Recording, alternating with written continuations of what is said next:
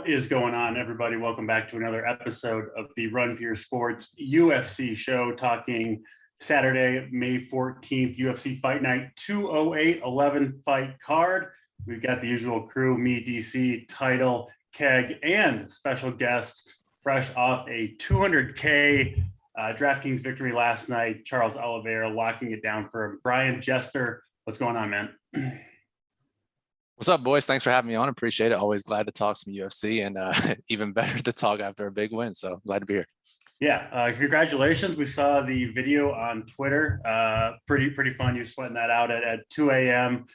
You look pretty with it. Sometimes these UFC cards, I've had a few drinks at that point, but you look like you were locked in, rooting on Oliveira. You could see, if you watched the fight, you kind of knew what was happening as your excitement level rose.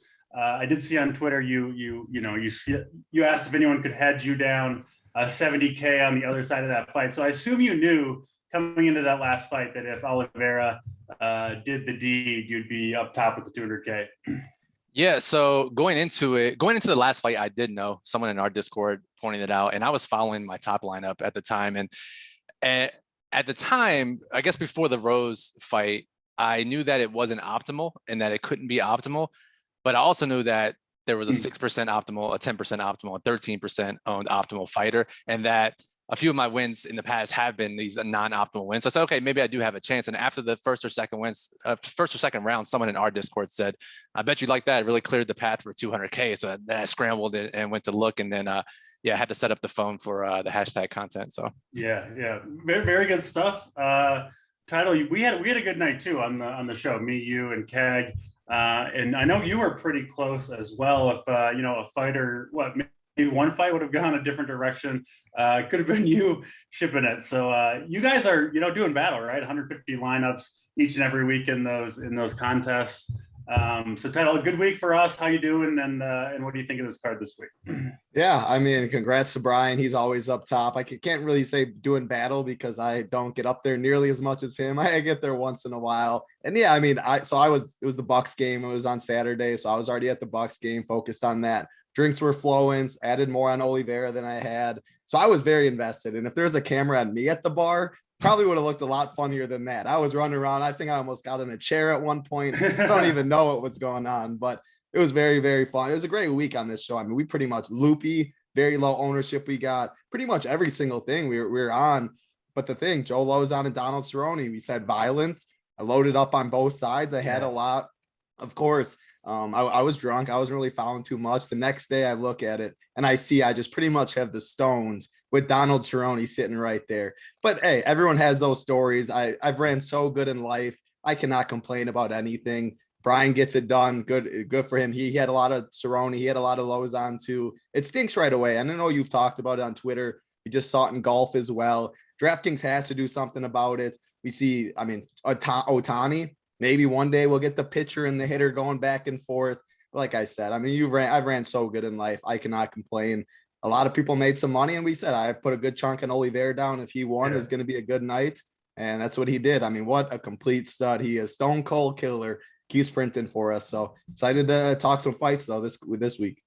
Yeah, did you see I saw like an opening line dropped offshore, I think, where Islam is like minus 400 over Oliveira, which we won't see that line. That's way too high. We won't see that line. And there's a difference, Title, between complaining and explaining what happened, right? I don't think it's necessarily complaining just to say, hey, if this would have gone this way, and things could have been differently. So good showing. The worst thing is, it was he had bad tacos the night before or something like that. Yeah. And what I'm worried about is, like, I don't even think he really wants to fight anymore. Like, he could have said that. Like, we're gonna see that fight again, I think. I'm more high on Joe Lozon than before. I was pretty big on Lozon. I had him in, I think, like 7 of my 10 lineups. So that was disappointing. But I'm going to be back on Lozon if they do fight. I think maybe a little bit. I'm really going to hope Lozon wins, because then I'm going to think about it even more. Like, even though, of course, the days are different. But, I hear you.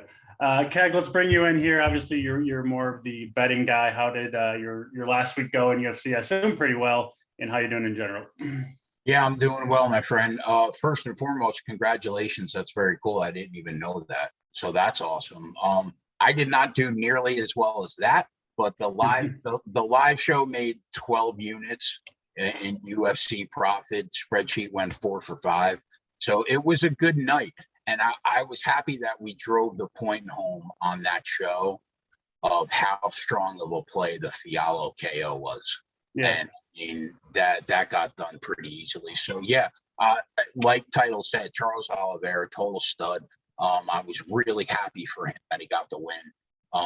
And yeah, we move on to a card that is nowhere near as good from a betting perspective, for sure.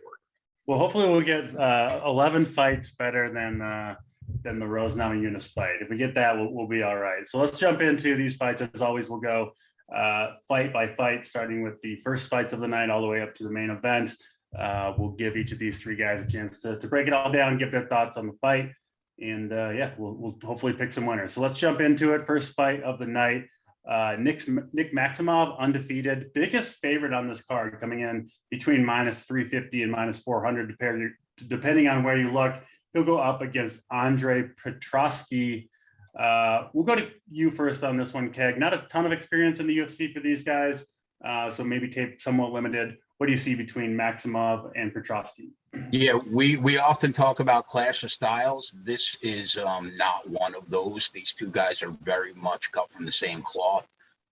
For those that don't know, Nick Maximov is a Diaz Army disciple, and his wrestling in BJJ is super legit. He's looked good since entering the UFC a couple fights back, but I wouldn't say that he's looked like the end-all, be-all, but he's looked really solid. Petrovsky feels like almost the same type of fighter, really good wrestling base, solid submission game, and he does have power in his hands like Maximov, but he doesn't really have great striking technique.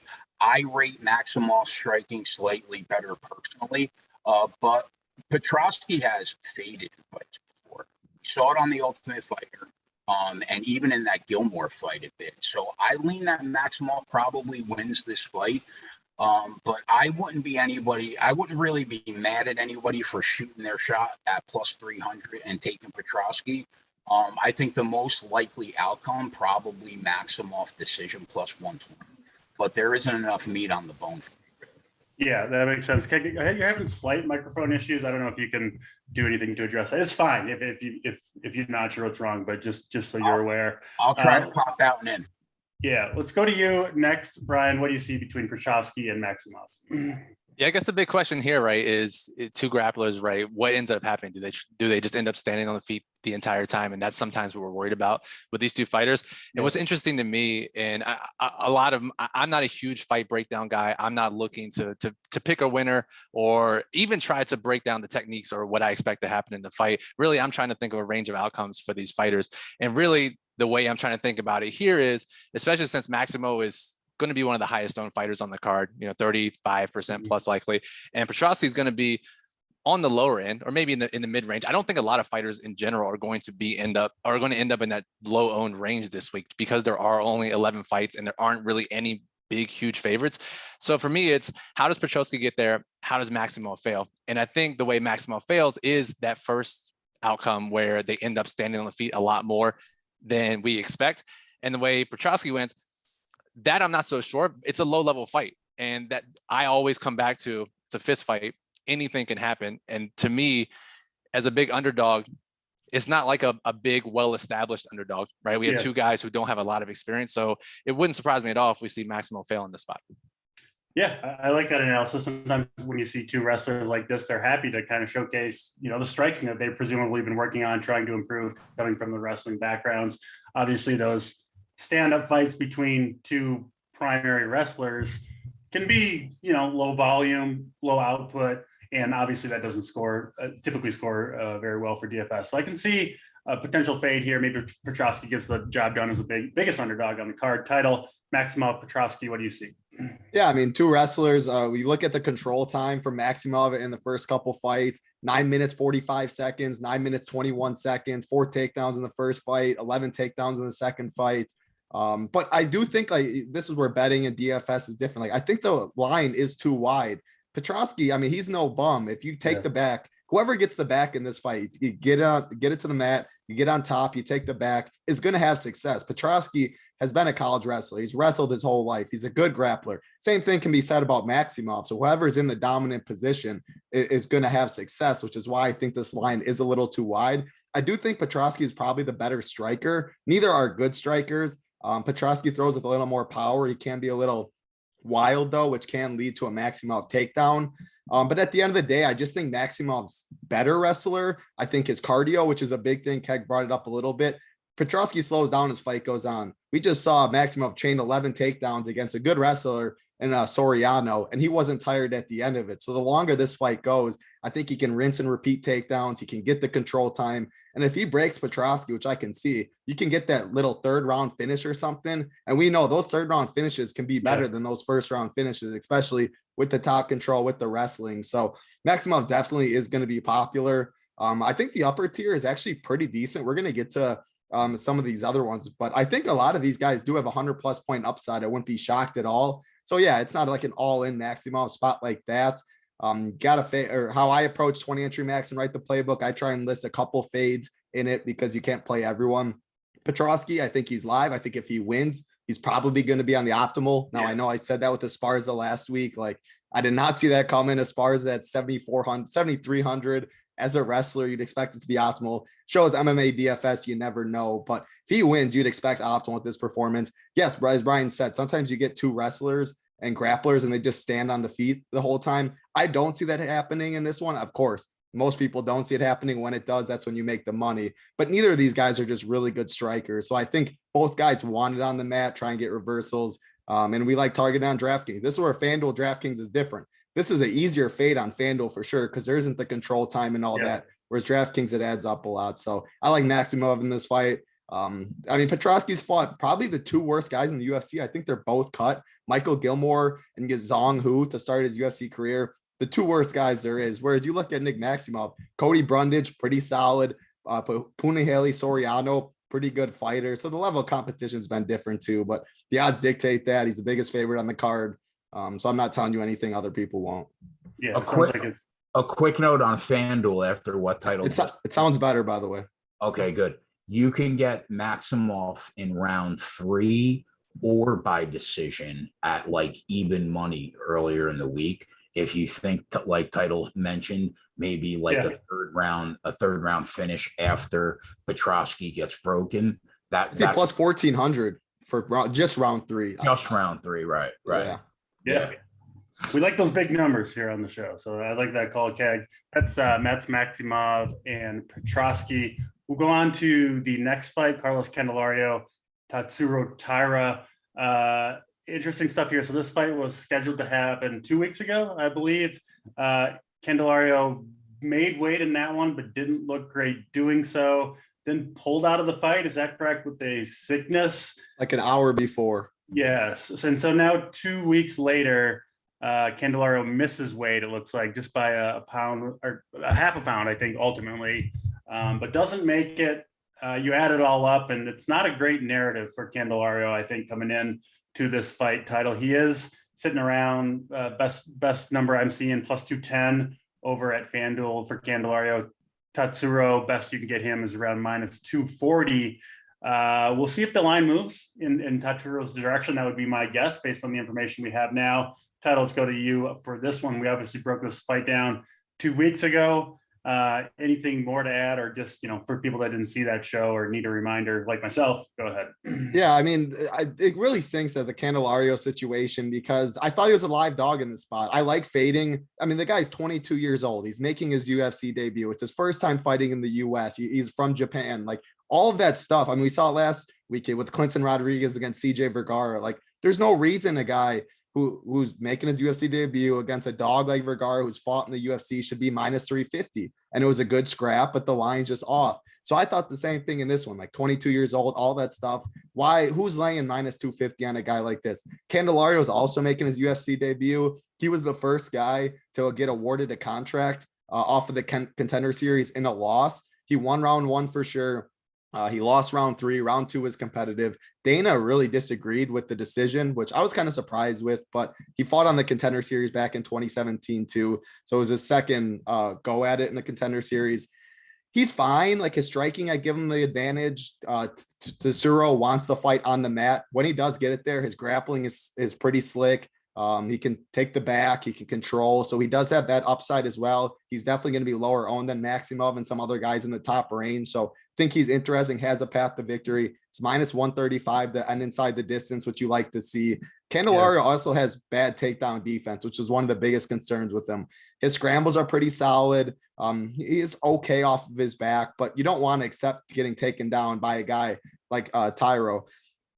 I wanted to think Candelario was a live dog, but all of this stuff with the weight miss, the 2 weeks ago, he had to cut weight again. Like so much is adding up against him right now, where I was going to play both guys. I still probably have some Candelario, but I think I'm going to lower my Candelario exposure and raise my Tatsuro one a little bit, just because so much is going against him. And I do not like that weight miss. He had to make weight 2 weeks ago. So yeah, this guy, Tyra, he's 10-0. He's from Japan. You don't see too many Japanese fighters. The level of competition hasn't been awful either prior to the UFC. This is his biggest step up.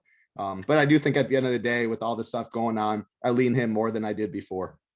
Yeah, I would say kind of opinions subject to change on this fight, because we could get more information about the weight cut, what went wrong.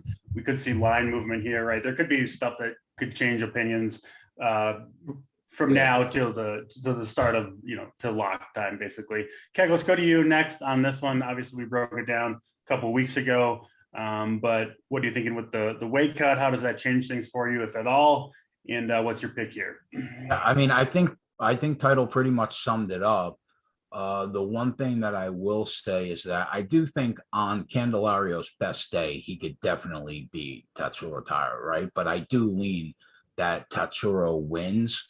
If I was going to get involved in this fight, which I probably won't, my opinion changed. Actually, you changed my opinion the last time we talked about this, DC. I was leaning the over 2.5 rounds, but now I feel pretty comfortable about the under 2.5 rounds at plus 110. The kid does have like 8 finishes and 10 fights. Granted, not against horrible competition, but at least the promotions across the sea are, some of them are decent. So I think that he probably gets it done. I'm probably going to avoid the fight, but my favorite angle, probably the under 2.5 plus 110. Yeah, that makes some sense, Brian. Let's finish with you, Candelario and Tatsuro Tyra. What do you see? This is one of those interesting fights where we have a lot of narratives and qualitative data and trends around it that can impact how a fight plays out. One is the age difference, right? We have Tyra at 22 years old, Candelario at 30 years old. And generally, you would give the edge to the younger fighter. And even, I think, just naturally, you would assume, oh, Candelario has more experience. But then you look, and Tyra's actually fought more fights than Candelario. I guess a 4-year layoff will do that for you. But then you have both these guys making their debut. One was on the Contender Series twice. One is coming from the Japanese scene. And obviously different regions have different levels of competition. So if you're just looking at this from a projection standpoint, you may project a guy who comes from the Alaska scene different than a guy who comes from, Dagestan or something like that, right? So we don't have a ton of data on guys coming from Japan in recent years, so that's interesting as well. The one thing I noticed in my charting was that Tyra can lack some activity at times. So if we're looking at ways he fails at the top, and again, not too concerned with that, because I do, like Title said, think he'll be one of the lower owned guys in that tier. But if this gets to the second round and he's not throwing a ton of volume and gets a second or third round finish, we could see, a sub 90 point win. And that's what I would be concerned about. But the key takeaway here is a lot of different ways it can play out. And now you add in the weight miss. There's so much uncertainty here, which should mean good things for DFS tournaments. Yeah, this line, I think Tyra rightfully the favorite, but maybe too wide just for fighters that we just don't have. A fairly low level fighters that we don't have that much data on. Tyra making his UFC debut. I just feel like Candelario is a live dog. Of course, the weight cut issues, sickness, pulling out of the fight, all that is a concern. And I'll be interested to see if that eventually gets reflected with more line movement toward Tyra as we get closer to lock. Let's move on to the next fight. Verna Jandiroba is a minus 180 favorite over longtime veteran Angela Hill. think you kind of know what to expect from these two fighters for the most part. Let's go to you first, Keg. Break this one down for us. Yeah, so I am a huge Angela Hill guy. I think that she is a top 10 talent. She's been that way in this division for the last 5 years. And for whatever reasons that I don't know, she's been on the wrong side of a few really bad split decision losses, right? The opposite of Arlovsky. She has the opposite of whatever the judge is with Arlovsky. Yes. She is not a 500 fighter, man. She is so much better than that. So everybody knows her striking is super legit. She throws a ton of volume. Her clinch, she uses her clinch to throw knees flawlessly. And she throws stiff punches for the weight class. And obviously her cardio is elite. Now, Verna, I don't like, she's got like 1.5 eyeballs, bro. Like, I don't understand. I like, her eyes are weird. Something's wrong with them, I think. But she's a solid fighter. I can't take anything away from Verna. But I do think that she's easily beatable here. And in my opinion, I don't think that she deserves to be a $2 favorite. So initially, I felt that Verna was probably sub or bust because of the volume that Hill's definitely going to throw in the fight. But Angie always throws a ton of volume, and she always finds herself in close fights. So to me, I think the sharpest angle in this fight is the fight ends by split or majority decision at plus 425. Most of Angie's recent fights have ended that way. For whatever reasons, the judges call these fights really close. I don't think this will be any different. And I do think that all 3 female fights on the card have a clear path to end by split this week. But if you're looking at the value, in terms of Angie, I think it's on her by decision at plus 220. If you're looking to get some value on Verna, I think it's probably by submission at plus 275. But if this fight goes the distance, I think it has a better than average chance that it's going to be a greasy split. So that's where my money's going to be. As far as who wins, I'll take my chances with Angie at this price. Aside from that, I don't really have much here. Yeah, I like it. Brian, we've seen Angela Hill's, her last 6 fights have all gone to decision. And, you know, a couple of those were arguable split decision losses. But even if you gave her the win in all 4 of those fights, I don't think she would have scored 100 points on DraftKings in any of them. Obviously, a primarily stand-up fighter. She does throw volume, but decision wins with, you know, moderate volume in the stand-up don't typically get there anyway. So I'm interested to hear what you have to say on this fight. Break it down between Hill and Jandiroba. Yeah, and that's a key point. And I think that's one of the big reasons why when you look at her projected ownership, it's going to be in that sub 20% range, and maybe even potentially the lowest fighter on the entire card because of that. However, the one thing that sticks out to me aside from that is her price. The fact that she's priced as an underdog, she doesn't have to do nearly as much to win and be in optimal DFS lineups. If you like Hill to win a decision here, that's likely enough to get her, especially in smaller contests. That's enough. If you play her and you think this is going to go to a decision, she should score well, even in a loss, 20, 30, 40 points, which is enough to get you there in smaller contests. But if she wins, and I look at these types of cards where I think most of these dogs are pretty live, and then those are always the cards that end up where the favorites go like 9-1, 9-2, or like 10-1, and whichever dog can win is in the optimal lineup. And for me, to see her as the lowest owned, that doesn't make a ton of sense just because of all those reasons listed. So I'll have a ton of her. And in a rare case, I'll be rooting for either her to score really well or just be one of the 2 or 3 dogs that actually win. Sounds like Angela Hill over Jandiroba for you in terms of DFS exposure. That makes sense. Title, what do you see between these two? Which side are you leaning? Yeah, this one is tough because I think Jandiroba pretty much is sub or bust. And I do think it's kind of early. Like it'd have to be a first round. And you look at it, she's plus 250 to end inside the distance, plus 500 to win in the first round. At 8,500 with the, I think she pretty much needs 1 takedown. Angela Hill has pretty decent takedown defense at 78%. She has been taken down in some fights though. But Jandiroba is legit on the mat. I always talk about there's levels to this stuff. She's levels above Angela Hill if it hits the mat. 13 of her 17 wins are by sub. She does slow down as the fight goes on. That's why I'm kind of saying she is first round or bust, where Angela Hill's cardio is very good. I'm on the Angela Hill side too. Angela Hill by decision, like Keg said, is my favorite bet on this.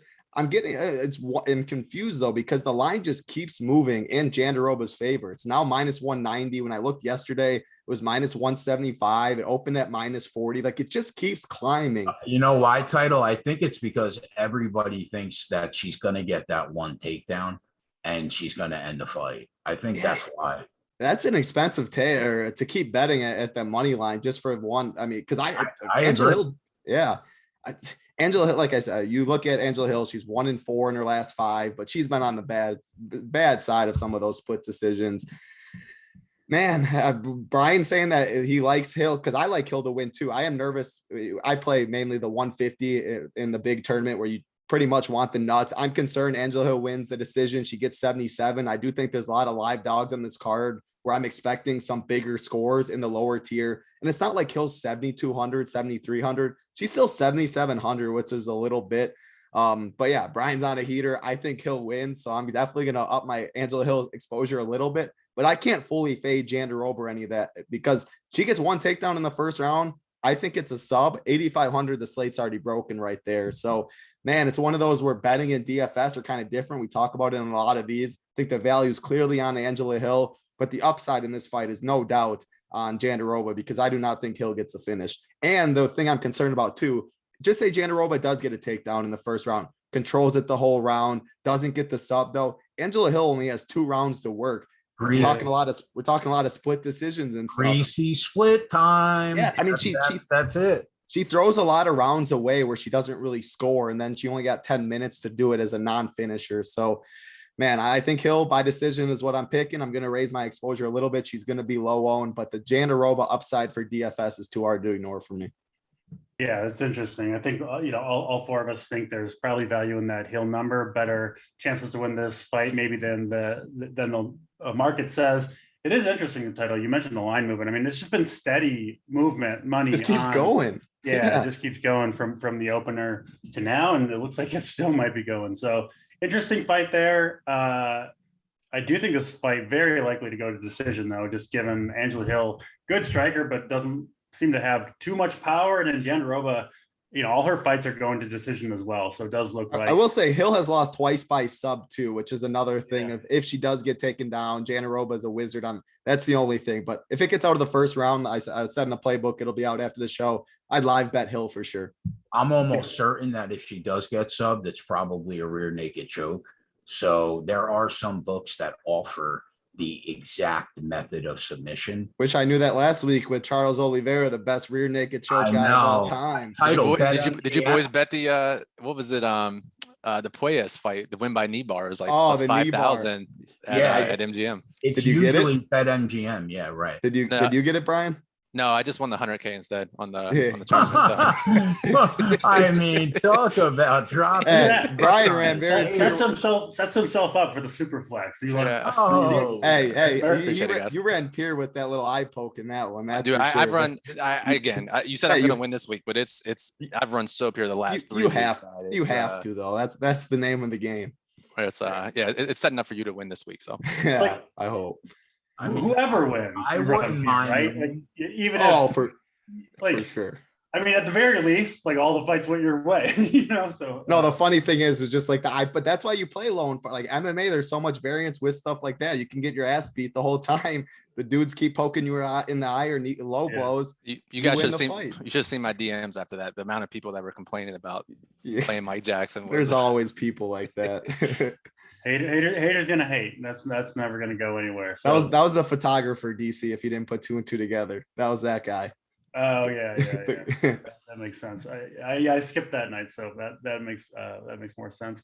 Let's go to the next fight of the night. Alan Patrick, Michael Johnson. Johnson coming in minus 145 or so. We'll start with you here, Brian. Michael Johnson, Alan Patrick. Go ahead, break it down for us. Yeah, so I actually started following UFC right when COVID first started, and it was pretty much the only thing to play. So when we have these guys that haven't fought since before that time, now I have to go and start digging a little deeper because most of mine is charting and numbers and game theory. So when I see someone like Johnson, who I think typical UFC fans would know, I don't know much about them. I can't offer much context to a fight, right? Because you look, I guess he did fight. So he fought Guida 2021 you know what? Now that I'm looking at, I don't remember any of his fights. I must not have watched his fights, but he's fought 4 times since 2019. So, but again, this is a fight that's interesting. Both of these guys, from my projections, Michael Johnson ranks a lot better. Patrick does not, but it looks like one of the lowest owned combined fights from an ownership standpoint on the entire card. Basically 40%, 45% combined for both of these guys. So it's a type of fight that the field isn't going to like, and I'm going to feel gross putting them into my lineups. I'm curious to hear everyone here's take on how this could possibly work, because I see the numbers and it doesn't look great. But again, as we know, things happen in these fights. So I'm curious from the betting side, from the DFS side, how you guys think either Johnson or Patrick could get there. Yeah, we'll go to you, Keg. Patrick looks like he's got some wrestling chops, right? 3.24 takedowns per 15 minutes. Obviously, that's a decent way to score in DFS. The striking volume has been low with him, but Keg, you know more than I do, so break this one down for us. Yeah, I mean, you were pretty accurate. Both these fighters, man, here's my issue. They're really old. I mean, Michael Johnson, who, like Brian said, everybody should be familiar with, but he's almost 36 years old. Alan Patrick will be 39 in July. So, I mean, trying to predict who wins this fight is really tough. Like, I have no idea where the chins of both these fighters really are, right? I do think that somebody probably gets finished here just based on how dusty they are. Both guys can drop, I think, multiple times in this fight. I'm going to lean Michael Johnson wins the fight, but I can't touch him at $1.50 favorite, right? So plus 165 for the fight to end by KO seems like a fair price to me, considering where both fighters are in their careers. I basically feel the same way about the under 2.5 plus 135. I'd much rather take a chance fading 2 dust balls, right, than trying to figure out which one is less dusty. Sure. So earlier in the week, I thought that the fight ends by KO plus 175 was the way to go. But man, Michael Johnson's been submitted 9 times. So you cannot discount that. So I'll pick him to win. But from a betting perspective, I'm going to go with the under 2.5 plus 135 or pass. Yeah, I like the under call there. Title, let's go to you with this one. Johnson, Patrick, go ahead. I just hate when there's 2 guys that I look to fade that I think are complete bums that get mashed up with each other because you got to pick one. I mean, Michael Johnson just got outstruck by Clay Guida for 15 minutes. Thiago Moises, he the story of Michael Johnson late in their career. He wins round 1 against Thiago Moises. The striking is solid, I guess. Then round 2, like 20 seconds in, he gets Achilles locked and loses. The dude wins minutes until he finds a way to lose. And I told myself, I'm like, I just can't bet on this guy at the end of the day. I mean, you look at in the past, the dude's fought Habib, Dustin Poirier, Beneil Dariush, Justin Gaethje. Like, the dude's fought everybody out there. And he beat Tony Ferguson, one of the first. Like, he has his record. You look at the past, you look at all of that. You're like, Michael Johnson should walk through this guy. You look at Alan Patrick, man, you'll probably remember Big T's watching our Discord and stuff. He was the one that fought Mason Jones and was just getting his ass whooped. And again, we're talking right back to it with Brian and the photographer and all that. Like, you can be getting your ass beat, all this stuff. You have an eye poke, you have this, they can't finish the fight. Then it's a no contest. And the chalkiest dude on the card doesn't do anything. He quit. At the end of the day, he didn't want to keep fighting, which, I mean, if I was in his shoes, do I want to keep getting beat up? Like, you're not going to go win the fight. So I'm not hating on the guy, but it is hard to see UFC guys quit and then come back and back them. However, like you said, he is a wrestler. He averages 3.24 takedowns per 15 minutes. Michael Johnson has been submitted 9 times. I just think Michael Johnson's a complete bum. I think Patrick's a complete bum. I don't know if this is bad, but Patrick trains with my boy, Charles Oliveira. That's a good thing that I like. You saw last week when Charles Oliveira won the title, he goes in the crowd and all that. Him and Alan Patrick are in each other's face, congratulating each other. Like, they're good friends, which is weird to say, that one of the best in the world and a complete bum.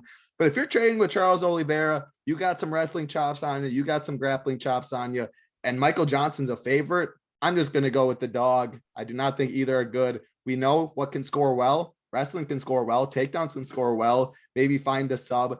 Now, Johnson's inside the distance number is pretty good. Keg thinks his fight finishes. I just can't have too much exposure to Michael Johnson. It's gross. This is why Brian wins and I don't, because I just cannot do it. So I'll have more Patrick, and yeah, it's not a fun fight though. I wish I could fade both of them.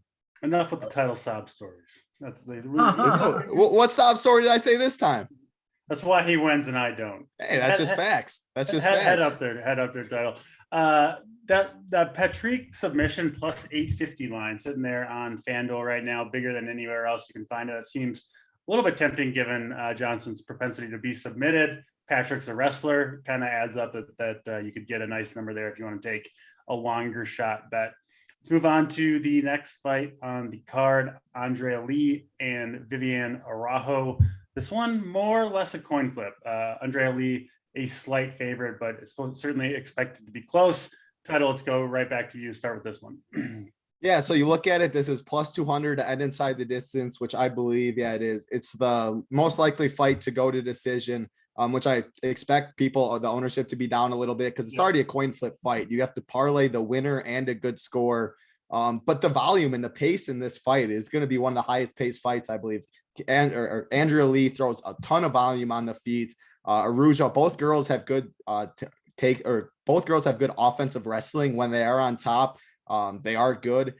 And Andrea Lee has bad takedown defense. Viviane Araujo looks for takedowns. So I think on the feet, they both throw good volume. I think Lee will throw more volume. Araujo hits a little harder, but I don't think Araujo is going to knock out Lee. So I think Lee is going to be winning minutes on the feet more than likely.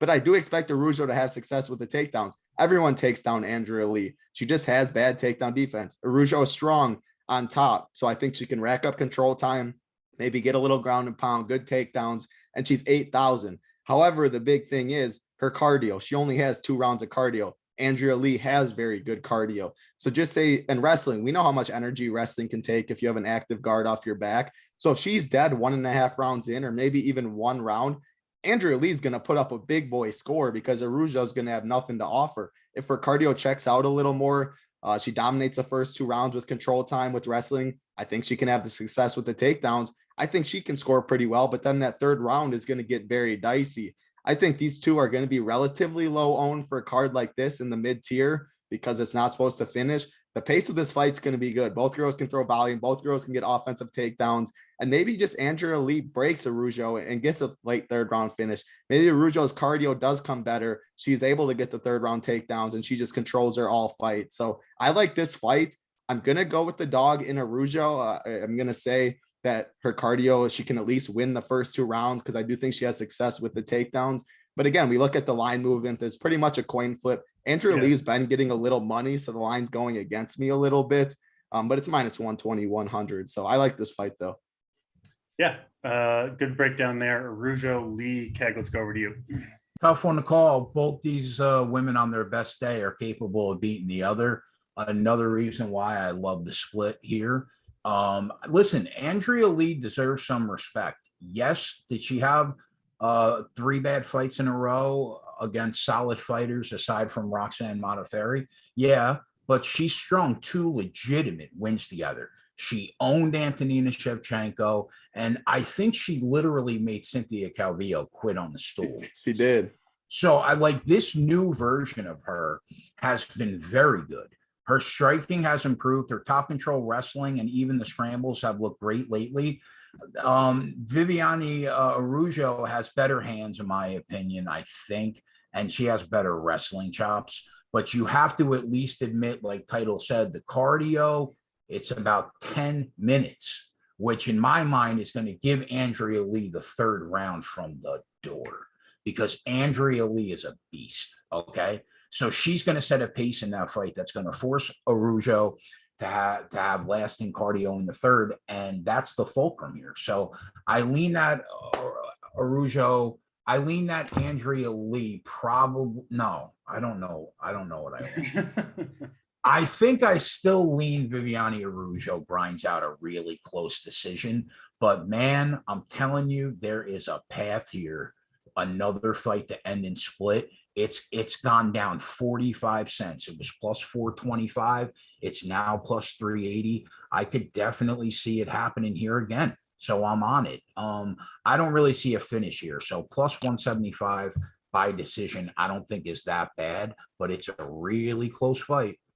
Keg, you're gonna have two bets rooting for split decisions from the judges. I like it. That's a good one. A strange one to root for, but I enjoy it.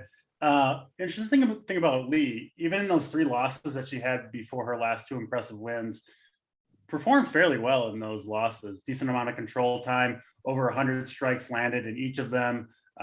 So, and then, in these last 2 wins, she's been 116 and 104 fantasy points. So I think the potential to score well here for Andrea Lee at a reasonable price point seems like, as you might expect from a very closely lined fight, not a ton of confidence from the panel so far here in terms of picking a winner. Brian, Araujo and Lee, what do you see? When I first saw the line, I was expecting Vivi to be the favorite. I thought there was maybe just a little bit of recency bias with Lee coming off 2 finishes and Vivi coming off the decision loss. But listening to you guys talk lets me know that that's why I'm not in the business of picking fights. You guys make a lot of good points, especially in favor of Lee. The one thing I'll say about this from a DFS and game theory perspective is you have to like the fact that, one, it's one of the lowest owned combined fights, maybe 40 to 50% overall. But you really get a lot of benefit from this 8,200 8K matchup. And it may not seem like a lot because in the past month or 6 weeks or so, we've seen a lot of 8,100 versus 8,100 fighters. And that $100 difference may not seem like a lot, but it does impact optimal lineup rates. And there's 2 benefits of an 82 versus 80 or 82 versus 8K fighter. The one is, obviously you save salary. They don't have to be an optimal score to sneak into the winning lineup. That's the first thing. The second thing is, if they do score really well, and let's say we get an explosion from Andrea Lee, or Vivi somehow gets a finish, now all of a sudden you have the benefit of saving salary to get a unique lineup, because now they outscore the 83, 84, 85, 86, God forbid the 9K fighters, right? So there's a lot of benefit to playing a lot of these fighters. And the reason is the field doesn't want to pick a side, especially in this fight. It's such a close coin flip. That's why you play 150 lineups, get every combination, right? Isn't that what the Twitter mentions say? So you play both of these sides, and ideally, whether it's a big score or just an average score, they have a really good chance of sneaking into the optimal.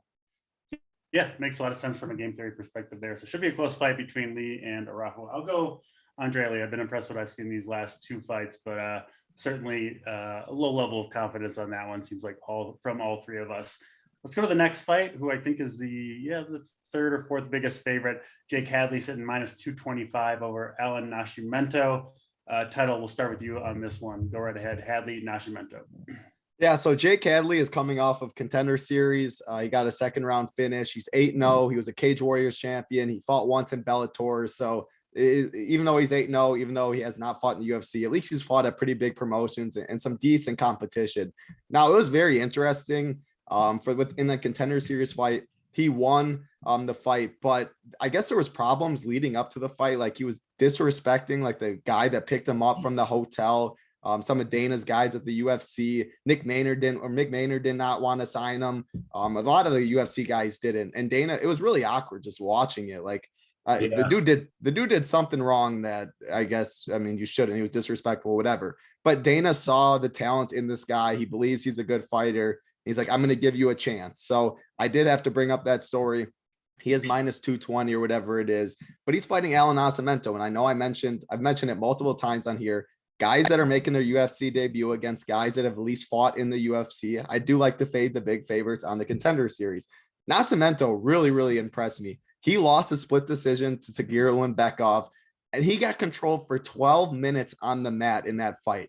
Imagine a judge giving you the win, getting controlled 12 minutes on the mat. And why was that? Because this guy might have the best guard I've ever seen off of his back. He'll throw up submissions left to right, his reversals. The dude, like, he'll get taken down. He'll accept takedowns.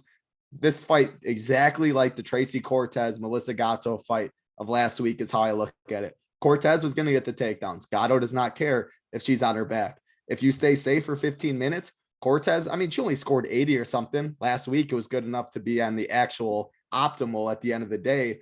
But Hadley's going to get all the control time. He's going to get the takedowns. If it goes a decision, he's going to win the fight. I think he's going to go score pretty well because Nascimento is going to stay off of his back, throw up all these submissions. But when the number is this wide, minus 220 plus 180, he had Tagir in really bad spots. Tagir is the guy, Habib's boy. He trains all of his wrestling. He's not physically strong, but it's really hard to submit guys like that.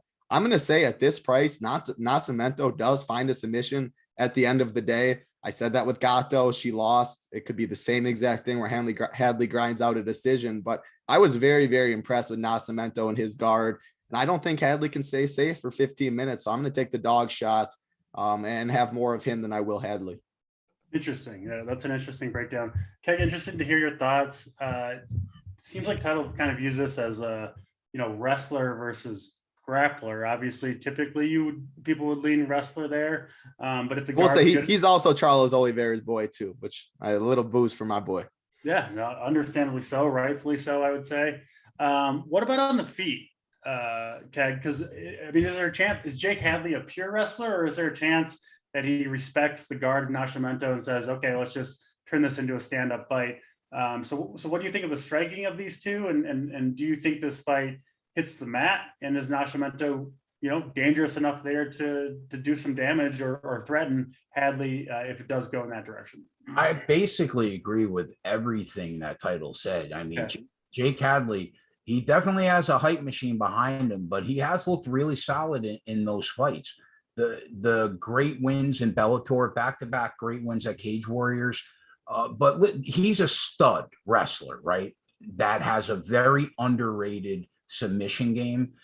He's got phenomenal top control, and he's got a decent gas tank, right? Striking, I don't really see much of an edge either way. Like if somebody said they thought this guy was better, I'd say, okay. If they thought the other was better, they seem pretty even to me. Now, Nascimento, man, like Title said, he's another shoot the box guy. And he's over there with Charlie, and he trains with him all the time. He's a really solid fighter, and he's got a black belt submission game. Personally, I think, like I said, both guys are striking is pretty similar. I respect the game of Jake Hadley, but man, I've been thinking about taking the stab at plus 180 on Nascimento.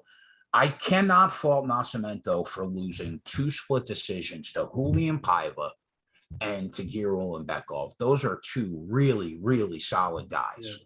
So, like, what stopped me, the one thing I worry about is his default position, like Charles Oliveira, is he'll just lay on his back and invite fighters to the ground, right? So he can do what he does like Charles does. But I do think that if Nascimento does that, there is a good chance he is on his back for the rest of the round. And that's my issue with betting him, because if he does not get the submission, I think he's going to lose a dominant decision, probably. But like Title said, he's live to get it. He's live to get it off his back. I've been thinking about taking the shot on him here because I think plus 180 is a little disrespectful. I haven't gotten there. I haven't got there yet. But that's definitely my lean is dog or pass.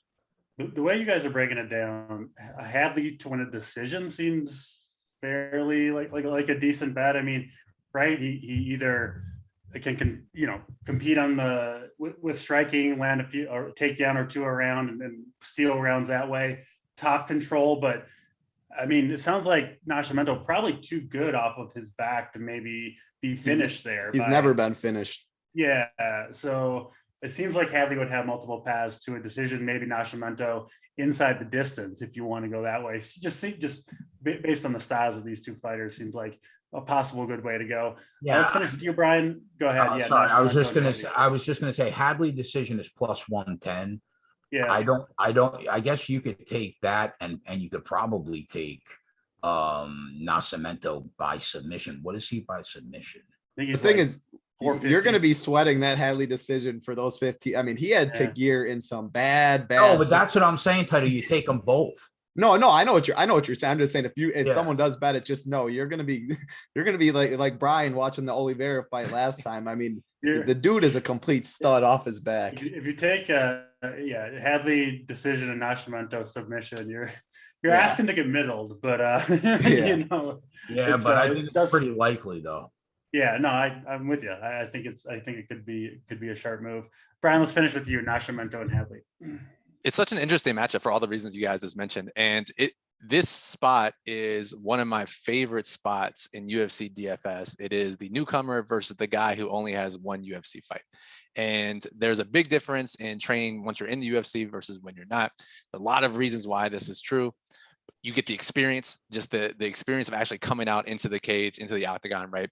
And my last 2 big wins have featured a guy making his second fight versus a newcomer. Last week, it was Vergara versus Rodriguez. 2 weeks ago, it was Parsons versus Elder. It's the ROI in that spot is through the roof. And I have no problem saying that because I do mention that on my show sometimes. So I'll let that secret out here, but it's one of the best spots you can get.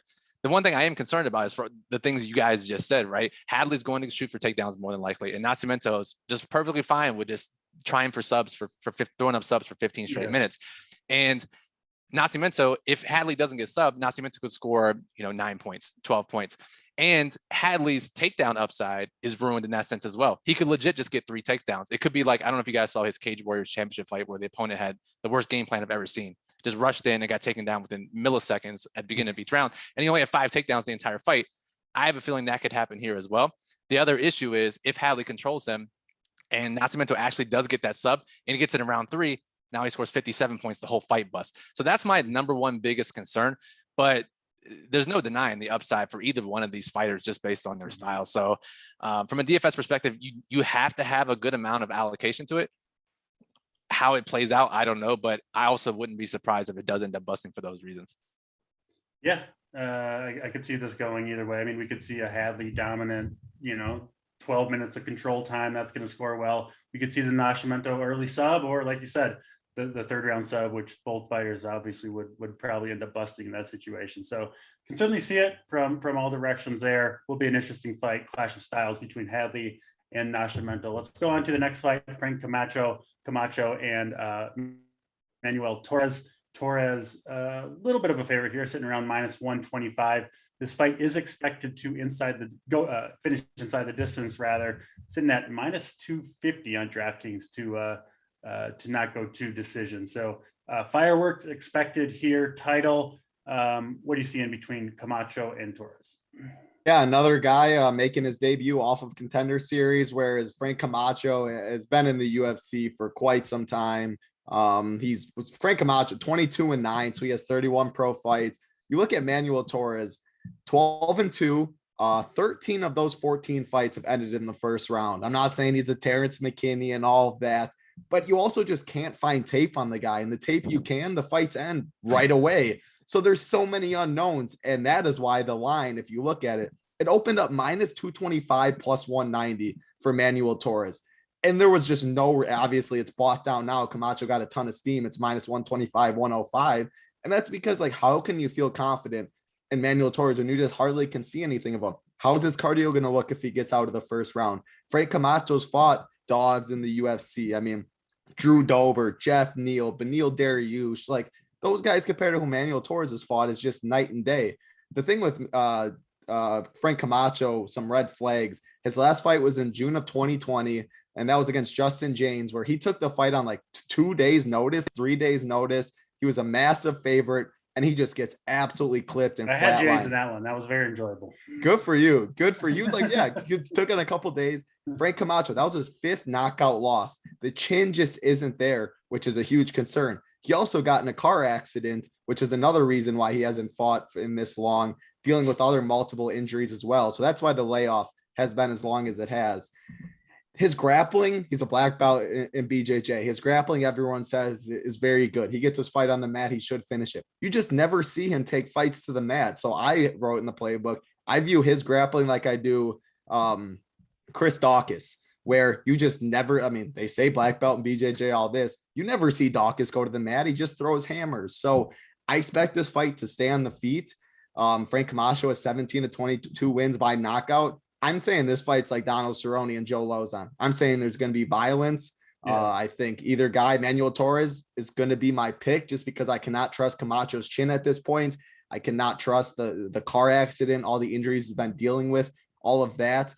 But it stinks because this is a spot where I usually fade the Contender Series guys coming off and I go with the other guy. However, now the line is closed so much. It's 8,300, 7,900. I like Torres striking. I'm going to say he does put Camacho away. But again, if this fight gets out of the first round, maybe Torres is looking a little gas. We don't know because we can't really see it. We haven't seen it. Good live betting spot for Camacho and something like that. But love this fight for DFS. I'll have plenty. Yeah, I think this is certainly a good fight for DFS, expected to finish inside the distance. Brian, from your analysis on previous fights, I'm guessing this is a fight that you'll have probably exposure to on both sides and probably a decent bit of it, given that it seems like you kind of like these evenly lined fights that are expected to finish inside the distance. Torres 8,300, Camacho 7,900.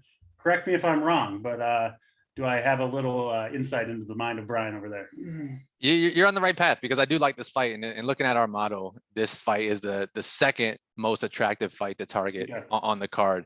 And all the things Title just said is so true. Torres, less than 6 minutes of cage time in the last 3 years. That's from a charting standpoint, from whether you watch the tape, whether you look at the numbers, whether you try to do any type of analysis, makes it extremely impossible to predict what is going to happen. And if you watch the Contender Series fight, you listen to the commentary, the analyst said that his striking looks so much better than we saw in the 40 seconds of tape that we saw previously, right? And these guys that don't have a lot of tape, they can make huge improvements. We don't know how their cardio is. There's such a wide range of outcomes. And Camacho, coming off 2-year layoff, and when he lost to James, that was literally the turning point for me. That when I saw a 4% owned fighter win someone $100,000, I was like, wow, there's something here. Because if that's going to be a thing, pretty frequently, then we have a lot of leverage here. And that was a sad spot for Camacho, because the short notice debut generally does not go very well. So a lot of trends pulling in different directions for this fight. Picking a winner, I don't know. I'm praying that Torres doesn't come out and try to conserve energy and kind of show his cardio, and that's how the fight busts. But I think there's too many factors at play here that point to a high score for whoever wins. Yeah, we'll be rooting for fireworks, the three of us, between Camacho and Torres. I will say one thing before you get to Keg. But Justin James, he knocks out Frank Camacho's UFC debut. He then goes to lose his next 5 after that. So yeah, that's and then he was the one that also bet on himself 20K or whatever against Charles Rosa. Hopefully he bet on himself in the first fight. That way he was free rolling a little bit. Yeah, that might have been the only one he didn't. I don't know, but yeah, that's not a good look for Camacho either, to see how James performed after that. I feel like you're taken away from my great Justin James over Camacho pick. I won't stand. Oh, there's amazing. 4% plus 500, couple days notice. That's all you need to be on top if you had him every fight. Keg rather. Camacho and Torres. Closely lined fight. Doesn't sound like there's a ton of conviction so far on who's actually going to come out the victor here. How do you see this one going down? Yeah, this is a frustrating fight for me, because I've been waiting almost 2 years to fade Frank Camacho, because his chin, Title's not lying, that it's whatever was left of it is now officially gone, right? The problem is not only have I not found a ton of footage on this kid, right, aside from the Contender Series fight. Well, there isn't a lot of footage to find, I don't think. So, but like, he's got 14 pro fights, right? I have UFC Fight Pass. There's probably 150 different MMA promotions. I probably watch 50 of them. And this kid fights in some of the cracks of the earth where cameras aren't allowed. You don't watch our promotion 6 is what you're saying? I don't. No, I don't. So here, from what I've seen, I think that his range striking looks solid, and he seems to roll pretty well. But outside of that, his progression is a big question mark for me. And why? When we're betting MMA, we're always looking to eliminate as many variables as we can. Knowing how this kid will look will be totally guessing. So the fight's a pass for me from the door. But man, if this kid looks good in the first round, I might be hopping on him super quick, because Frank Camacho, there's something to be said for 11 finishes in 12 fights. So, and Frank Camacho that chin is done. So I think Title's right. It's a live spot, and I will be hoping to fade Camacho early. As soon as I know that this kid has the upper hand in the fight, I'm probably going to get on him. Yeah, makes sense. If you see Torres striking, looking crisp through that first round. Maybe jump on him to win that fight. Second or third round is a live bet. I like that call. Let's move on to the next fight on the card. Chookagian and Amanda Ribas. This one in the women's 125 division, both fairly high volume strikers. Let's go right back to you, Keg. Chookagian and Ribas. Break it down. Yeah. So first off, Amanda Ribas is moving up in weight, right, for this fight. So she was chinny, 10 pounds lighter. But I mean, either way, it should help her chin, I think. And we know that Chookagian is way more volume over power.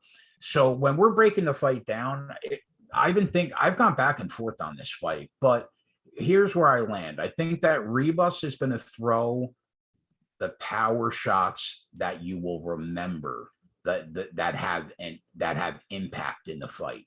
And I do think that she's probably going to have some ground control time in the fight as well. And then we know that Chookagian is going to throw a crazy amount of volume on the feet to keep her in the decision mix regardless.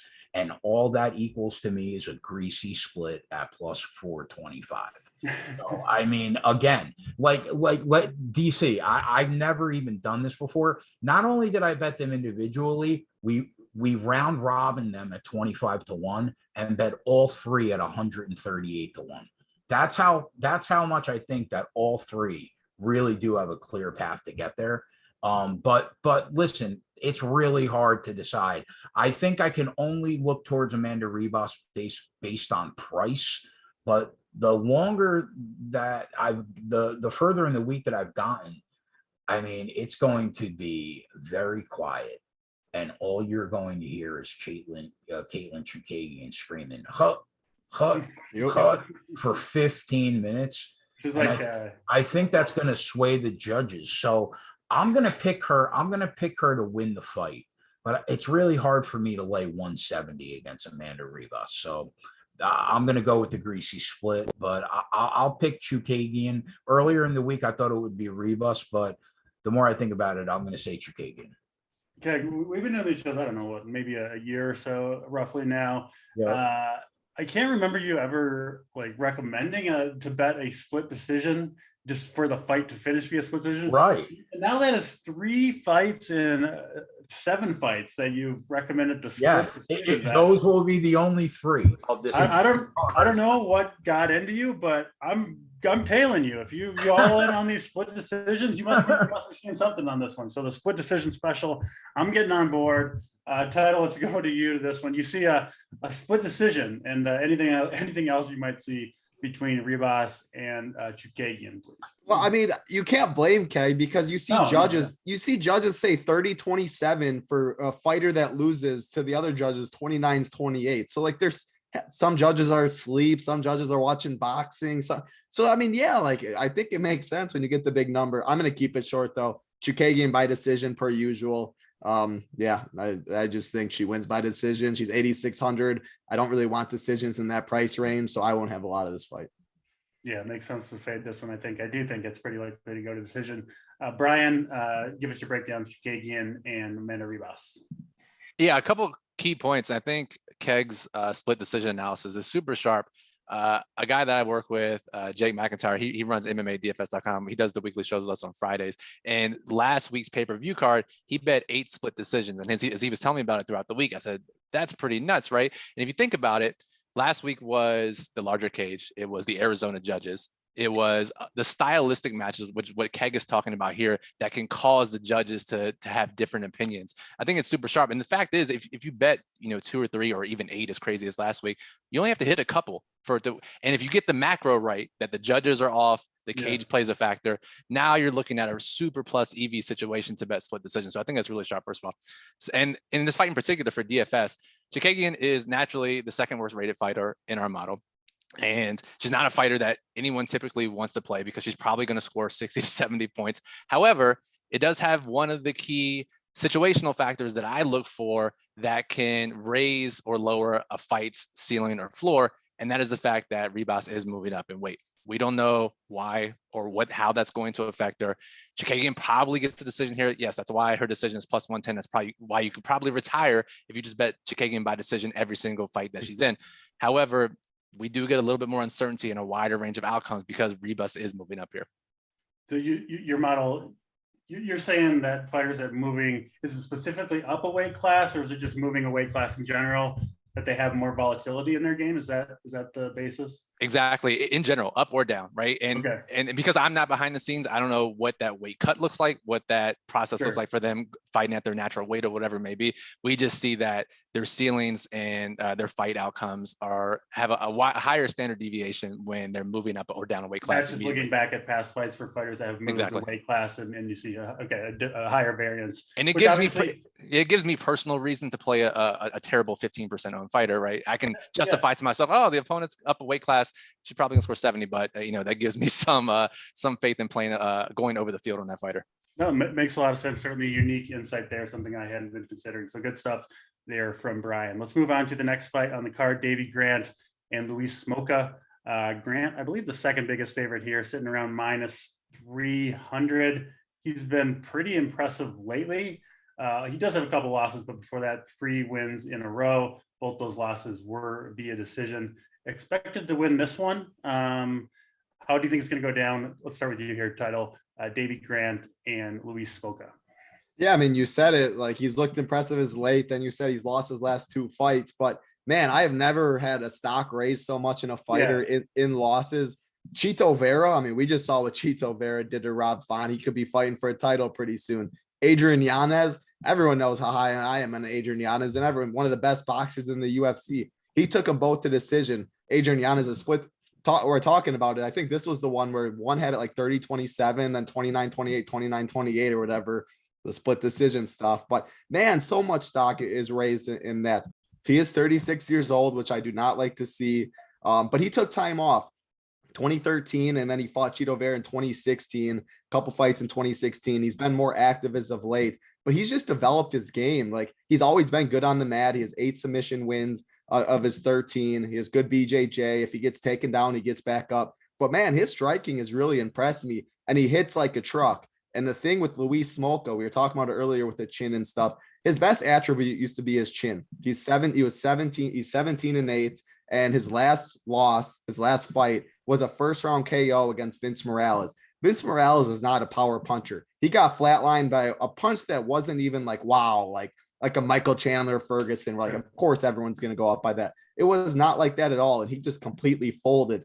And once the chin starts going, and once we see it start to fold a little bit in MMA, it just gets worse and worse and worse and easier to crack. When Luis Smolka is on his game, he's dangerous offensively. He has decent hands. He has good BJJ. I don't think he can sub Davy Grant on the mat, though. I think if he gets a takedown, I think Davy Grant gets back up. Whose chin's better, Davy Grant or Luis Smolka's? Davy Grant by a mile for me. Davy Grant's never been knocked out. Just saw Vince Morales, a non-power puncher, knock out Luis Smolka. So I'm not saying anything that's different. You look at the line, Davy Grant's supposed to finish this fight, but man, I do think he puts on a show. I've been so impressed with him. He knocked out my boy Jonathan Martinez, which really hurts the heart. I was very high on Jonathan Martinez. I still like him. Like, that's not an easy thing to do. So Davy Grant by whatever he wants. I'm going to say knockout though. Yeah, I'm with you. I think Davy Grant's going to steamroll him here. That is reflected in the line, so it's not like we're reinventing the wheel or anything like that. But just these last 4 or 5 fights, I've just been so impressed with Davy Grant. I think he keeps it rolling here, gets back in the win column. I really like him in this fight. Brian's second biggest favorite on the card here is Davy Grant, 9,100 in DFS. Smolka coming in at 7,100. What do you see? Yeah, it's a fight you have to have exposure to. And I alluded to earlier the fact that the Torres fight was the second most attractive in our model, and this is the most attractive fight to target in our model. And if you look at Smolka, it's finish or be finished. And Smolka's likely going to score 8 to 12 points, or if he wins, he's going to score 110 and absolutely shatter the slate, right? So for that reason, you have to have exposure to both sides here. In smaller contests, Smolka has a huge, if your fighter loses in smaller GPPs, less than 500 players, if they put up 20, 30, 40 points, you can still win.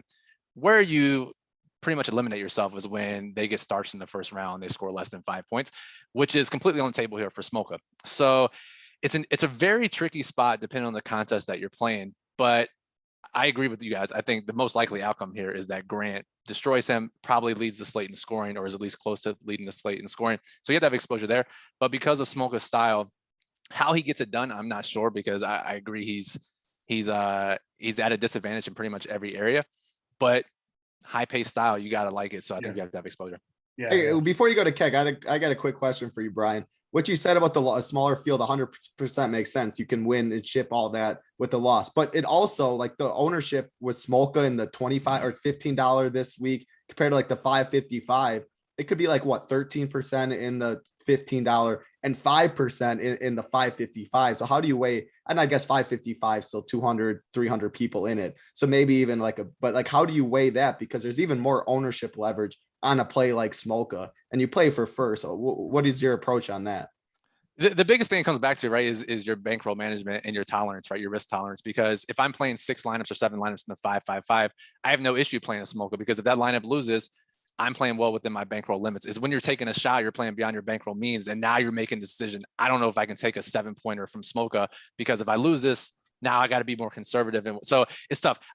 Yes, I'm definitely going to play that type of guy in a 5-5-5, and whether it's in 1 or 2 lineups, or whether you get crazy and play 4 or 5 lineups, it all depends on your risk tolerance. But yeah, you make a really good point, because we see the ownership condense in opposite ends. Yep. For the highest owned fighters and the lowest owned fighters. And really, that's how, I mean, if you're looking for a way to win, and it doesn't have to be the 5-5-5, it could be the 200 or whatever, you get one of those 110-point dog scores, now you're competing with 10 people in that contest. So not that I'm a master of bankroll management, but I will say, if the size of the contest is preventing you from playing like what you think would be optimally otherwise, you're doing something wrong. You shouldn't be in that contest. I'll leave it at that. Keg, Davey Grant, Luis Smolka, what do you see? Yeah, I mean, I think the entire panel's dead on. Everything you guys mentioned is basically what are in my notes. So the 2 things that kind of worry me. Those 2 times that Davey Grant took the L and looked very good, he was like in that plus 240 range. Very different when you're a $3 favorite, right? So that's a little concerning to me, but I agree. I think Smolka's chin's done. Davey is going to end it. So how do you approach it? I can't take him by knockout at minus 105. There's just not enough meat on the bone. So I think you make the choice. Do you think it happens in the first 10 minutes of the fight or the last 10 minutes of the fight? Do you think Smolka can last 1 round?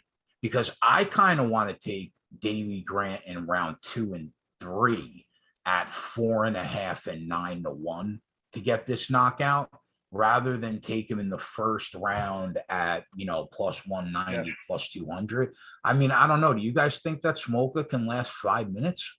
I think so. I think what you said makes sense. Yeah. If you're going to go round 1, we always talk about our price shopping and stuff, but our Grant round 1 at DK plus 165, FanDuel plus 230. So we always talk about it, but very wide discrepancy there. Yeah. Yeah, so that's my decision point, DC. If I'm going to take him in 1 and 2 or 2 and 3, and I think I'm probably going to end up throwing like a half unit on round 2, half unit on round 3 to try to pick up a nice plus money shot on a $3 favorite. Yeah, so you can Grant in round 3 over at 5 dimes for plus 1,000. So that could be an interesting number there if you want that one. We'll keep it moving to the co-main event of the night. Jan Cutelaba and Ryan Spann. Cutelaba a minus 220 favorite over on DraftKings, 225 on FanDuel. Right back to you, Keg. Cutelaba, Spann. What do you see here? Yeah, so I respect what Dan Hardy says a lot, and I was shocked at how much he loves Ryan Spann against Cutelaba. And listen, this is not like a guarantee like the Fialo KO was, but I feel pretty good about Ryan Spann getting put down somewhere inside 3 rounds. Spann, first of all, his last win against Anthony Smith literally means nothing. anything Anthony Smith does in MMA after the Teixeira fight, when he had to pick his teeth up, it means nothing, right? So that means nothing. And then like Sam Alvey hurt Ryan Spann multiple times in their fight, and you're telling me that monster Cutelaba is not going to find the button at some point in 15 minutes? I just don't see it. I think that he will knock him out. I think Spann's going to obviously probably attempt takedowns at some point. I think Cutelaba should be able to sprawl and stay on his feet. He has a wrestling game himself, but I don't know, man. Ryan Spann's defensive striking leaves a lot to be desired, and I just think that Cutelaba is going to find it here. So Cutelaba KO for me. It was like minus 135, so I think that you could either lay it, or you could take him in round 1 and 2 at like even money, I think, on FanDuel. Either way, I think is okay. Yeah. But I think he's going to find the chin and he's going to put Ryan Spann down. I'm really interested to see what you guys think, though, after Dan Hardy being on Spann. Yeah, Cutelaba has lost some fights, but in his last 4 wins,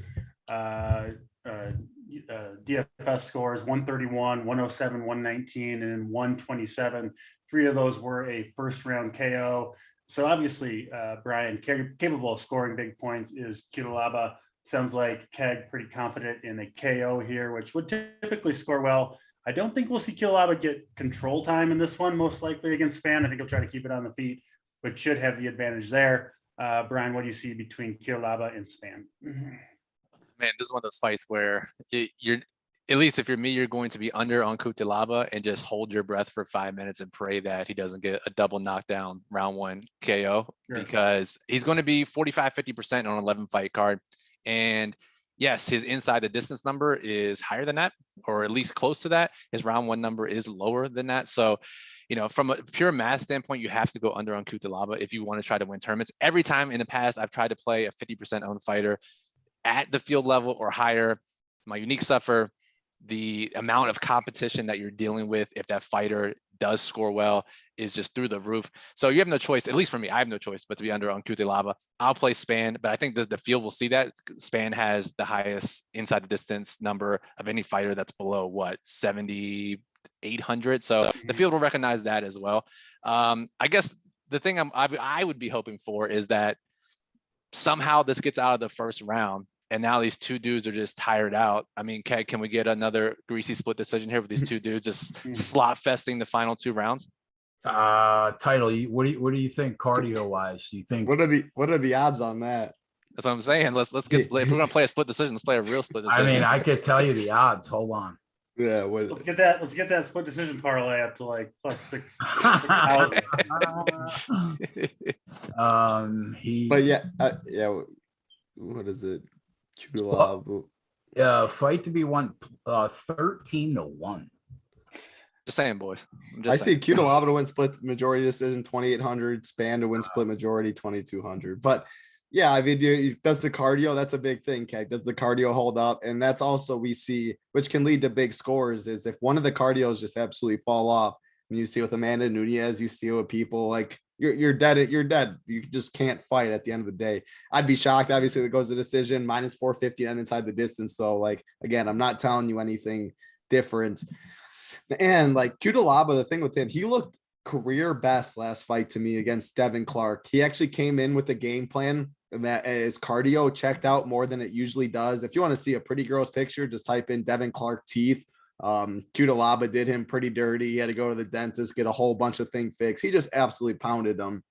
What was it? 11 takedowns he got in that fight too. Both these guys can secure takedowns. That's what I'm going to be interested about. Both these guys can win wherever the fight goes, which is why, and finish wherever the fight goes, which is why this fight's one of the best target in my opinion, but it's minus 450 to finish.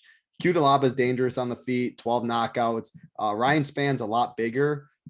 He has a 4-inch height and 4-inch reach advantage. He's going to look like the much bigger fighter. He can connect on the chin as well. I'm going to have a lot of this fight. I know a lot of people will, but I just do not see it going decision. I do not think either guy can last 15 minutes really. I think someone goes to sleep. And at the end of the day, like Spann could get a submission, Cutelaba can get a submission. I think Cutelaba, what I saw last fight, whereas Ryan Spann looked awful against Anthony Smith. Johnny Walker, we saw the Johnny Walker Ryan Spann fight where Ryan Spann goes in, he's trying to get double leg takedown. Johnny Walker gives him a couple elbows to the side of the head. He's absolutely done. Just think this fight. Title, I can't get the Sam Alvey fight out of my head. Oh, the Sam Alvey. Yeah. Anytime. I mean, come on. Who do you, what side do you fall down on? Who do you think wins? I think Cutelaba gets it done. Yeah. So he looked career best, whereas I cannot say the same about Ryan Spann. I think the power, and you look at it, like he's been in the cage with Magomed and Goliath, and I just love his upside. Like just Dustin Jacoby, he had 8 takedowns in the first round in that fight. Again, the cardio, then it fell off and all of that. But the floor is high, the ceiling, the floor is never high in MMA. I shouldn't say that, but the longer this fight goes, he has the takedowns, he has some to control time. Ryan Spann can do the same. I think the winner scores well. I'm not telling you anything you don't think, but I'll have a lot of this fight on both sides. I generally like betting against Ryan Spann, frankly. So it sounds like 4 for 4 on Cutelaba. Let's get to the main event of the night. Jan Blachowicz coming off a loss to Glover Teixeira after his impressive win over Israel Adesanya, makes his return here against Alexander Rakic. We know the main event's always very popular. Brian, we'll start with you on this one. What is your approach to main events? Obviously, they get increased ownership. How do you approach that? And how do you see this fight in particular going down? Yeah, so looking at this fight, you look at the combined ownership, roughly 70-75% in our early projections, and that's pretty low for an 11-fight, 5-round card. And I think most projection systems are going to look at that. They're going to see the pace of these guys historically, look at some of Rakic's most recent fights, and I think the field will understand that. And there are some high upside fighters priced around these guys that lowers that ownership a bit. I think it's probably in line. Generally, I'm the type of DFS player where I'm under on the main events, and I'm under on the main events that the field is on, which is most of them. And then the super gross ones, I'm naturally over, and I'm hating myself if I ever do need anything in the main event. This past one, the Oliveira one, was the only win I've had where I was actually rooting for a main event favorite or a main event fighter, period. So there's so much value in fading the main event. And I think the thought exercise that you have to do is, what has to happen for this to get left out of the optimal lineup? And we've already talked about so many high upside fighters on this card. That's one way. We talked about the low pace just now for this fight, but then just weird stuff happens, like an early round 2, early round 3 KO happens. And now all of a sudden, despite how great the scoring was for the previous rounds, they get left out because of that happen. So the only advice I can offer here is that the field seems to be picking up on that it should be one of the lower scoring main events. Will it be an Esparza Rose main event? Probably not. I don't think many ever will be, but it'll be in that realm of lower volume, and it'll be a struggle to make the optimal. So I have to do some digging here over the next 24 hours to see how I'm going to handle it. Yeah, makes sense. In terms of who's going to win this fight, Keg, I don't have a super strong take on these two fighters, so I'm interested to hear your breakdown of Blachowicz and Rakic. I am so passionate about this take. I am more passionate about this take than any take so far on this show. Even more than the 4-part parlay split decision? Yes. Like I first of all, when the line opened, my jaw dropped, and it opened Jan Blachowicz plus 120, right? I immediately threw it on the sheet weeks ago because I could not find a way that he would not close the favorite based on everything that's happened to both these guys over the last few years. So, and lines don't move against me like that often, but man, it got up to like plus 170. And I've already hit Blachowicz a couple times. So like, now listen, the world is on Rakic. And my first question is why? In his last 3 wins are Jimmy Manawa. He head kick knocked out Jimmy Manawa. Everybody highlight real KOs Jimmy Manawa. He's been knocked out 6 times. Then Rakic beats Anthony Smith, right? Both these guys, Dusty, Glover Teixeira literally broke Anthony Smith for life the fight before Rakic fought him, right?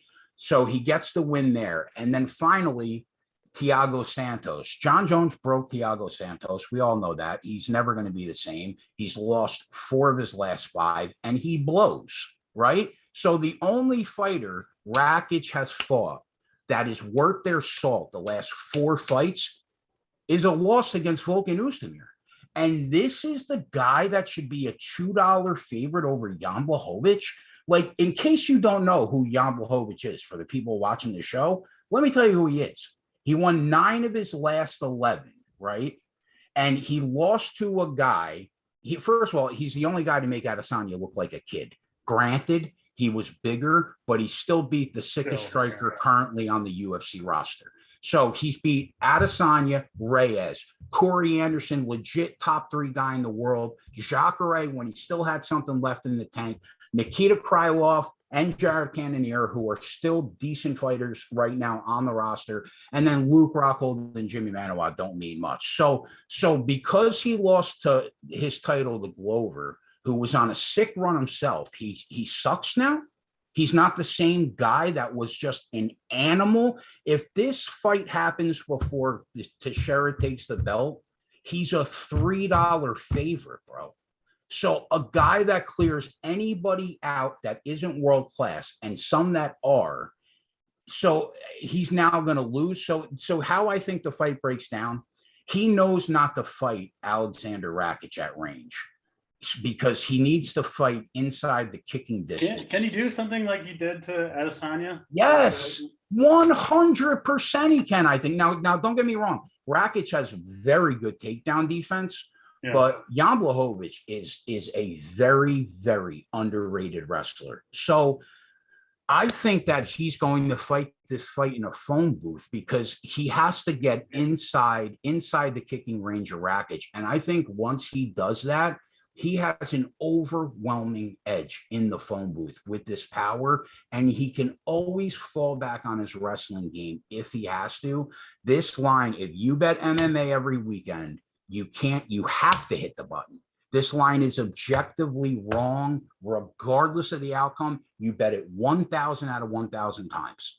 So I'm on him here and multiple times. And I really, really think that this is one of the more far off lines that we've seen since the 3 of us have been doing the show together. I love it. Well, Title and Brian can compete for that 100K up top. I'm going to win my 100K with the five-part parlay, 4 split decisions, and a Blachowicz upset. That should give me close to 100K with a few dollars on the line. Title, Title. Yeah, I can't wait to hear his take. Yeah. Keg, obviously, with a strong take on this one. Do you agree with him, Title? And then, if not, break it down or just give me your thoughts. DFS and betting wise on Rakic and Blachowicz. Well, my first sentence in the playbook is I have been wrong in Jan and pretty much everything. So if you're on the opposite side, and I don't have a lot of confidence in this fight, but if you're on the opposite side of me on this fight, or just fade the opposite side, or go to the opposite side, fade what I say. And I like Rakic in this fight, not at the betting numbers, not at that. It's who do I think wins the fight. So if you're Keg, you feel even more confident because I just cannot get a Jan fight right. I thought Izzy would walk right through him. I thought he's been the most overrated champ for a little while. And yes, maybe that's because he's not the most flashy and all of this stuff. Thought Izzy would walk right through him with the striking. Didn't happen at all. He loses the unanimous decision. I then finally jump on. I'm like, you know what? Old man, 42-year-old Glover. Jan just absolutely owned me. And this was the card that we had everything right going into the main event. Hoop was going to ship 6 figures. We were all just going to ship all the money. And Glover just absolutely owns us. And I cannot get that fight out of my head. Jan looked career worse. He looked awful at the end of the day. He's 39 years old. He has good takedown defense, which is why I was on Glover, or why I was on Jan. I'm like, he keeps us on the feet. Polish power. He should absolutely light up Glover, all that. What we learned is great takedown defense for sure. But once he is taken down, he has absolutely nothing off of his back. Glover just absolutely broke him. And then what happened after? Well, he pretty much quit. Jan did in that fight. It wasn't going his way. The neck crank was hurting him, all that. He pretty much quits. In this fight, the thing with Rakic is, like you, how are you laying minus 200 on a guy like Alexander Rakic in this fight against someone like Jan, who he's fought? Rakic's last fight, March 6th of 2021. Before that, August 29th of 2020. The Anthony Smith fight, pretty boring. You heard some early, then controls him. Thiago Santos fight, one of the most boring fights you'll see. Rakic is low volume. Like Brian's bringing up, like this, I always almost on the main events. Like I lock Charles Oliveira. There's a lot of times it's like, how is this going to fail? Of course, ownership says the same thing. I can totally see this fight failing. And yeah, the ownership might reflect that a little bit. I could see this being one of the more boring fights. Think it's low pace. Rakic doesn't throw a lot of volume. I like his kicks. I think his leg kicks are pretty nasty. He can throw a little high kick. But yeah, if Jan closes distance, I think he has more power in the hands. The wrestling is where it's interesting. Whoever gets the takedown should have success. Jan, he is a good wrestler. When he's on top, he's very heavy. But Rakic, same thing. If Rakic gets a takedown, he also has very good control. And I don't think Jan has anything off of his back. So it's going to be really interesting. I can see this not like a Johnny Walker, Thiago Santos, where they throw like 30 significant strikes and stare at each other for 25 minutes. But I think it can be a pretty boring fight. Yeah, of course, the owner, they're still going to be high owned. What Brian said right now, 75% between the two accumulated ownership. I'm probably going to be underweight on that. I lean Rakic to get the win. But the thing is, he's 8,700.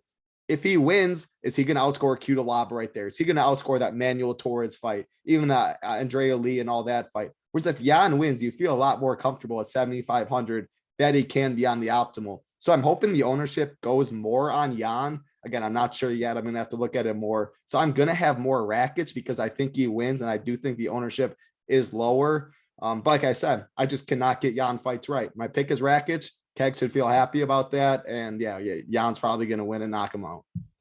Between Keg's confidence and titles being on the wrong side again, I'll roll with Keg on this one. As you should. I could certainly see a lower volume fight here, work against the cage, Blachowicz, work in the clinch, and maybe two heavyweights with a lot of power slowing down a little bit. And I just saw what Joey Works said, which makes the fight fade even more. Jan and Rakic just kissed at each other at the weigh-in, by the way. So yeah, maybe that decision even more boring. You don't love seeing stuff like that. And I should just want to clarify one thing. Like what is so wrong in this fight is the line. Like I agree with Title. Rakic is a very good up and coming fighter. Can he win? Maybe. But like at plus 170, you hit the button every time. I'm with you, Keg. Yeah, that's right. I'll join you on the Blachowicz train. That'll do it. That's 90 minutes of UFC analysis, breaking down all 11 fights for tomorrow's card. Special thanks for Brian Jester coming on, joining us on the show today. Looking to follow up his 200 win week. You can find him over at Occupy Fantasy. He is at Brian Jester FF on Twitter if you want to give him a follow. Thank you, Brian, for joining us for Title and Keg. Of course, we'll be back same time, same place next week. Enjoy the fights, and we'll check you next week. Go Bucks. Appreciate it, fellas.